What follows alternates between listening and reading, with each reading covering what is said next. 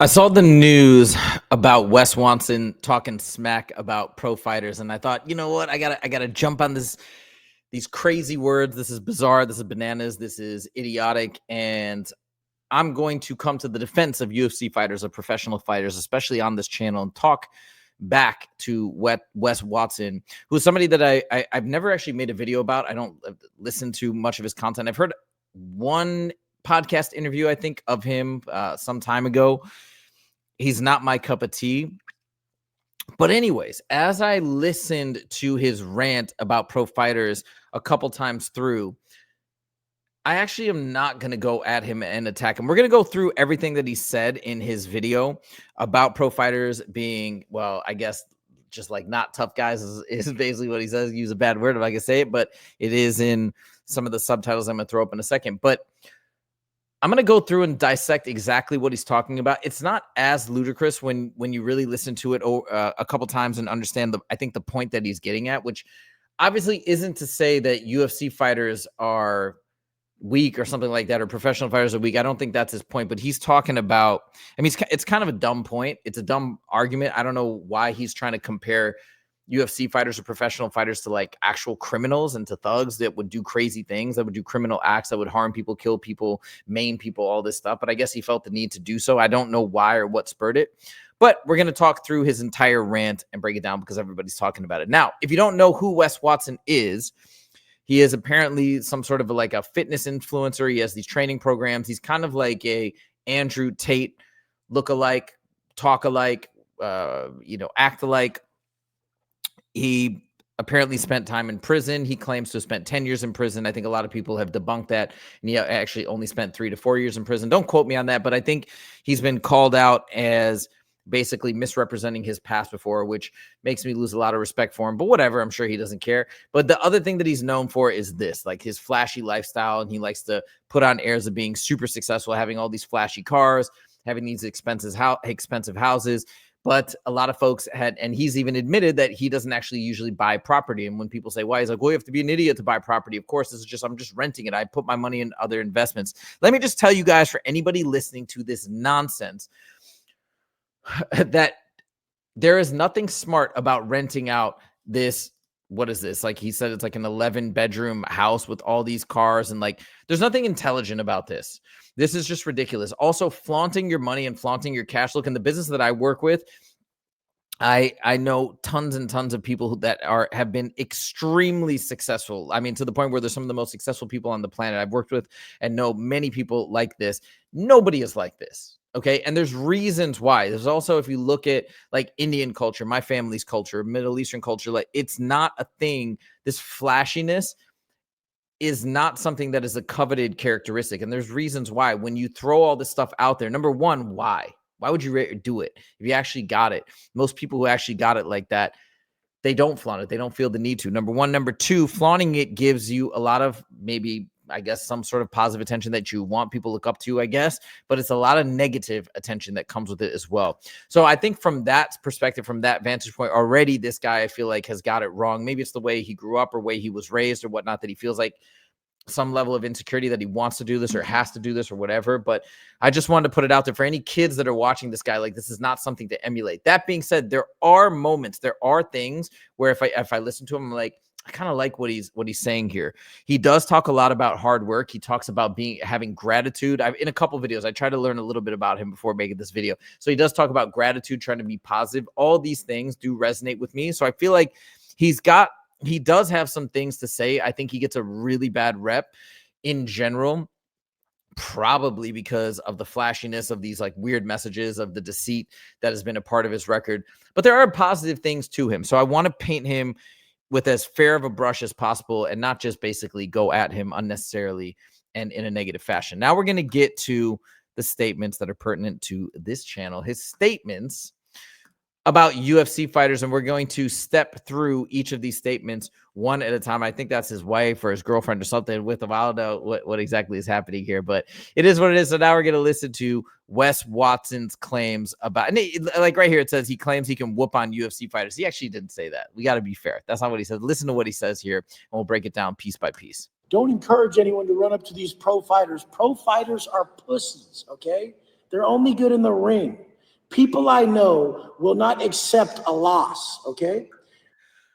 So what he's talking about right now in this statement, I know a lot of people were triggered. Sean Jones did a whole video on this, but what he's talking about, I think, and what he's getting at is he's saying like, hey, maybe people in this chat are saying the toughest people on the planet are professional fighters or UFC fighters.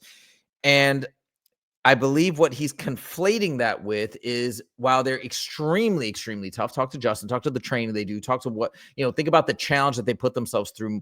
99.9% of the population wouldn't even have the balls to step into the cage. And I'm part of that percent. Of course, these guys are extremely tough, but I think what he's talking about is a propensity for actual violence, basically being on the spectrum of a psychopath, a sociopath, being willing to hurt and maim and harm somebody for no reason and be willing to do so at any cost. That's what he's talking about. So I think what he's saying is if you're talking about the scariest people on the planet, the people that you don't want to mess with, and I mentioned this actually not too long ago when Carl Froch was kind of like throwing jabs or throwing threats essentially at Ariel Helwani. I'm like, how is that a viable threat? You have a particular net worth. You're a law-abiding citizen. Yes, you get in there and you're a fighter. You're tough as heck. Don't get me wrong, but are you really going to go and assault somebody? Probably not. So what I think Wes Watson is saying here is those guys aren't the most dangerous because they're probably not going to go out and commit assault or battery on run-of-the-mill people because they know the consequences are going to be harsh and they have financial assets that could be at risk if they do such things. But what he's talking about, the people that you really have to fear are just straight up criminals, straight up psychopaths that, whatever they got, that is not going to mean anything because they're going to come bash your head in. You know that line from Casino? Yeah, I'm stupid. If you don't have my money, I'm going to go in, I'm going to walk into your bank and I'm going to break your face. And then I'm going to go to prison. And then right as the time you're getting up from your coma, I'm going to get out from jail and I'm going to break your face again because I'm stupid. It's like he's talking about that type of mentality. So if that's his point, okay, it's not the craziest point in the world. I was planning to really disagree with him, but like if that's your point, and I don't know why you're talking about it like this, who prompted you to say this, but okay, yeah, UFC fighters, professional fighters, as lethally dangerous as they are with their hands and feet. Yes, they're not people that I think, have to be terrified of because they're not going to go out. They're not out in the streets assaulting people and hurting people at random. If a pro fighter did his jujitsu on him, then the guy's going to come back and duct tape his family, okay? You don't want to fuck with the wrong people. And the wrong people out here in the world are not pro fighters. You guys need to wake up. These are very big time squares. Pro fighters are the epitome of squares. So again, he's talking about, I think, law-abiding citizens. He's calling them squares. I don't think that's an insult to be a law-abiding citizen and generally a good person. Take care of your family, take care of your friends, help other people, and not be committing random crimes towards people. So you also call them squares. I don't see how that's an insult, but that's his point. So I think if he's talking, he's saying, let's say an actual criminal goes up and has a confrontation with a pro fighter. Sure, in the moment, the jiu-jitsu, the fighting, whatever, the pro fighter is going to win. He's going to whoop the other guy in hand-to-hand combat. But his point is not a terrible point. I don't really see the point to it, but I'm not saying it's actually wrong.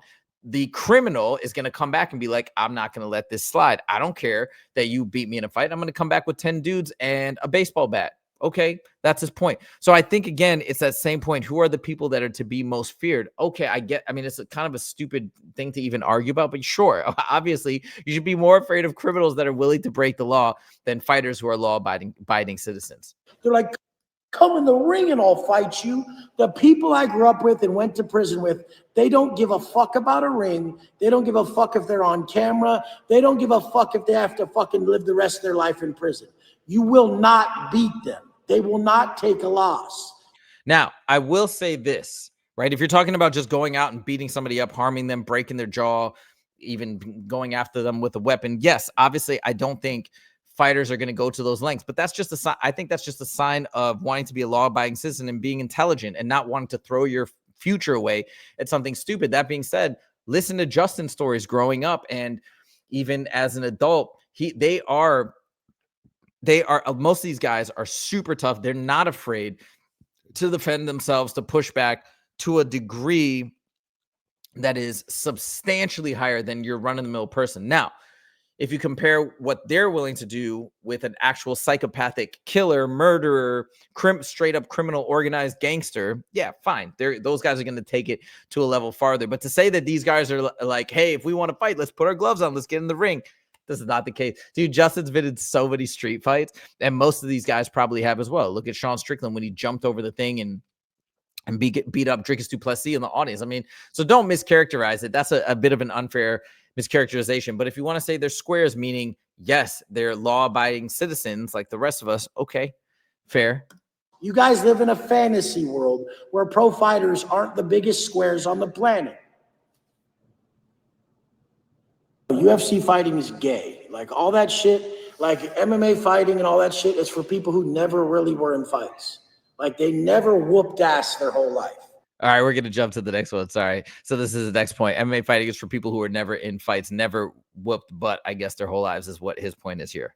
So they're always like, I'm going to train and fight. Like I've always just handled shit very easily. I never had to think about fighting because I always just extinguished the problem however I had to. So the point is like, that's for people who like never could really fight. They had to go learn to fight.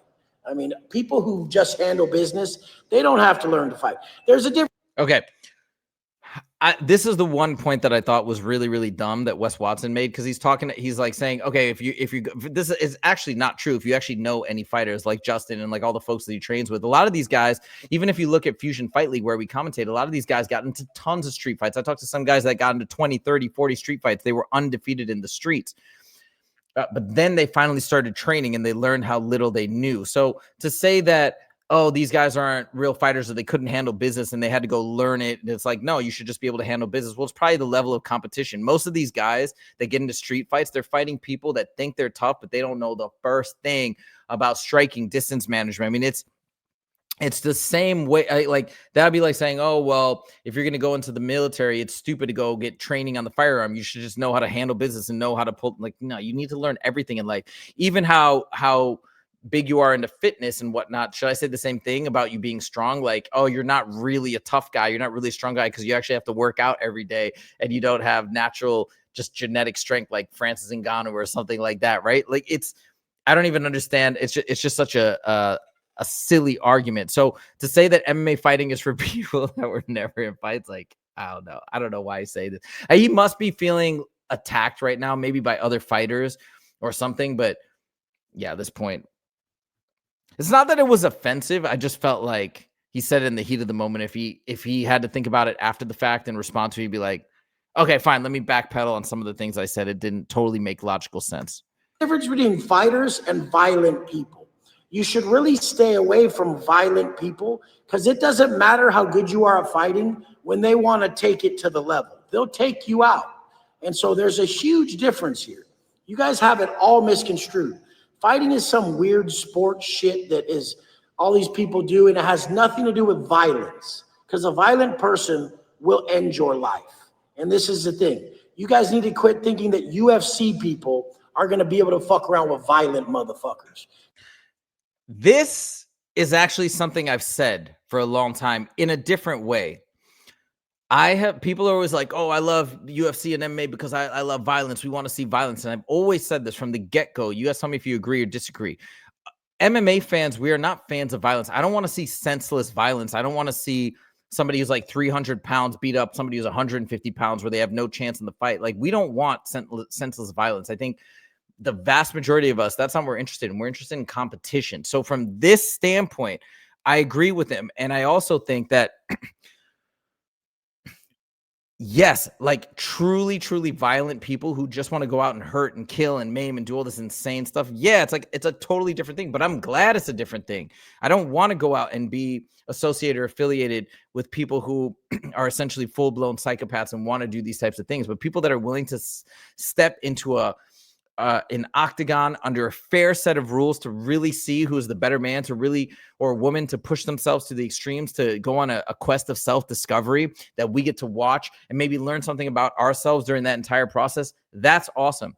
So do I disagree with that point that UFC people can't mess with violent people and the violent person, it's a different category? I don't disagree. I don't know where this came from or what prompted him to talk this way. Maybe people were like telling him, yo, you would never beat up a UFC fighter. A UFC fighter would rock you. Professional fighters are way tougher than you. Maybe that's where it began. I don't know.